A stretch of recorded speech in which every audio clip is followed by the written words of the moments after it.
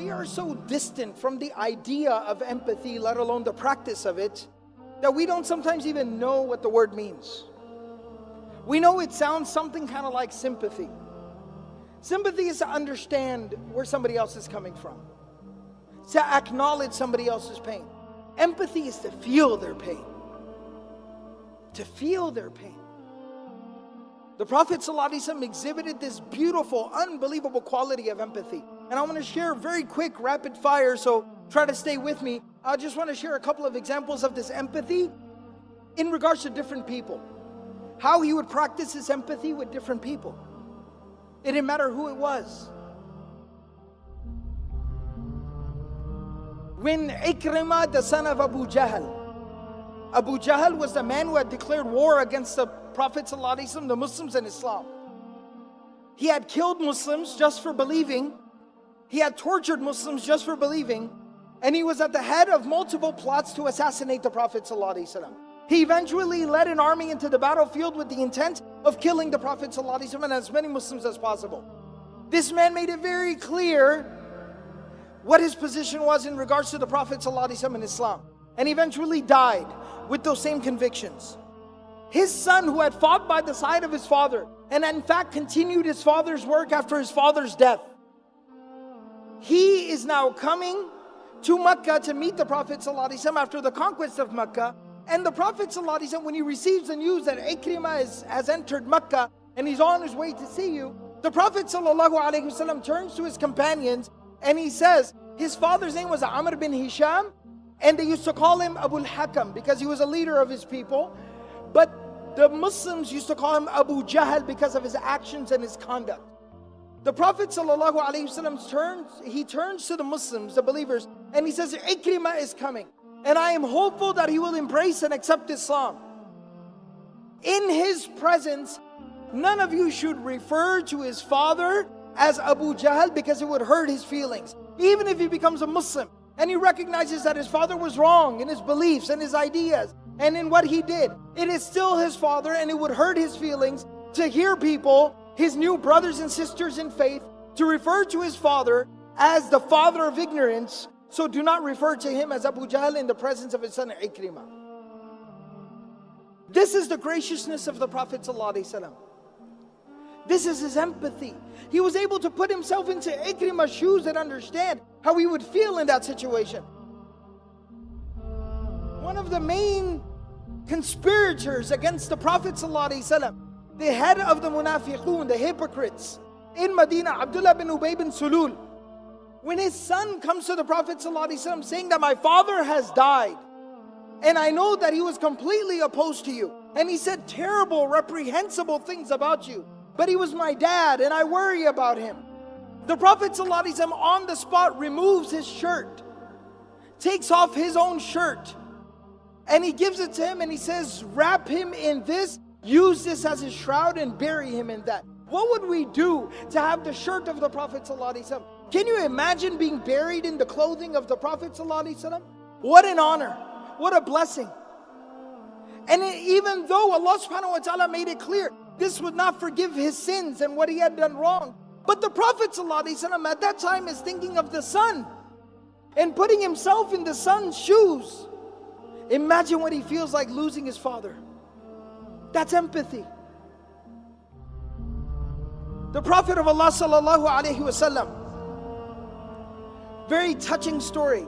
His grandson Hussein radiallahu ta'ala anhu, the son of Ali and Fatima radiallahu ta'ala anhuma. Hussein radiallahu ta'ala anhu, he was the younger of the two brothers, Hassan and Hussein radiallahu ta'ala anhuma. May Allah be pleased with both of them. The younger one, he used to stutter. He had a very severe stutter, to the point where he could not even complete a sentence. It would take him forever to finish a sentence. And what makes it even worse is, as a child, this is very, very traumatic and very detrimental to the development of a child. What makes it even more difficult is the fact that the older brother, Hassan radiallahu anhu, was very, very eloquent and well-spoken and a very gifted public speaker. So think about the pressure that put on the younger brother, stuttering so much. And so he used to stutter so much. And you know, when kids start to get a little bit older, they're 4 or 5 years old, they start to develop a little bit of, courage, and they like to talk. One time, the Prophet ﷺ is sitting with quite a few companions, and his grandsons are sitting with him, and the younger one who stutters, he starts to chime in and say something. Because they love their grandfather, they're used to talking to him, he starts to say something. And the Prophet ﷺ used to afford each and every person so much respect that when somebody would speak, he would become quiet. He would not just turn towards them with his face, he would turn towards them with his chest, and he would look at them while they spoke. And so he starts to speak, and the Prophet ﷺ stops and turns towards him. And so everybody there also starts to listen, and the kid is stuttering so badly that it starts to become awkward. And some of the people naturally, not viciously, not maliciously, some of the people naturally, they start to kind of exchange some glances, almost feeling bad for the kid, because he cannot even get through a single sentence. It starts to get really kind of like awkward. And the Prophet ﷺ never once interrupts him. He does not finish his sentence for him. But the companions, they say, they looked at the face of the Prophet ﷺ on how is he reacting. And they said he had a big old smile on his face. And he was looking at Hussein radiallahu ta'ala anhu, smiling and listening to him quietly. He didn't care if it took 5 minutes for him to finish what he was saying, but he let him finish what he was saying. And when he was finished saying whatever he was saying, the Prophet ﷺ at that time turns to everybody else that is sitting there, because everyone was so weirded and awkwarded out. He turns to everyone and he says, لَقَدْ وَرَثَهَا عَنْ عَمِّهِ مُوسَى. He inherited this from his uncle Moses. Referring to Musa alayhi salam and the fact that he used to stutter. That don't feel bad for him, envy him that he shares a trait with one of the great prophets of God, Musa alayhi salam. He turned that negative into a positive, putting himself in that child's shoes and realizing what he needed at that time. He needed love and support and acceptance for who he was, for however he was.